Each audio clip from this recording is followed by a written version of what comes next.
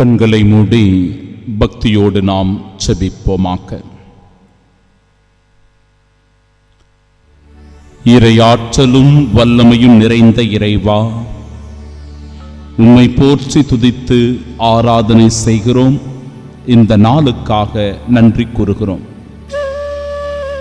இந்த நாளினுடைய இறை வார்த்தைகள் எங்களை ஆழமாக சிந்திப்பதற்கும், இறை வாக்கினர்களை மதித்து நடப்பதற்கும், அவர்களின் கட்டளைகளை ஏற்று கடைபிடிப்பதற்கும் பெரும் உதவியாக இருக்கிறது. சில நேரங்களில் இப்படிப்பட்ட இறை வாக்கினர்களை, அருட்பணியாளர்களை, இறை ஊழியர்களை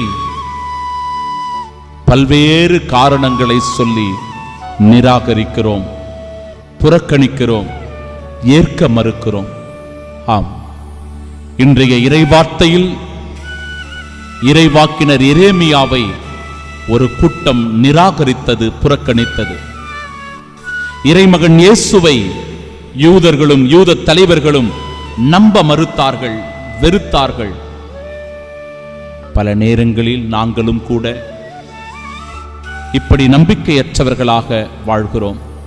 ஆண்டவரே, எங்களை மன்னித்தருளும்.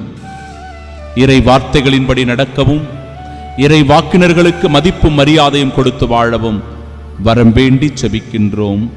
ஆமென்.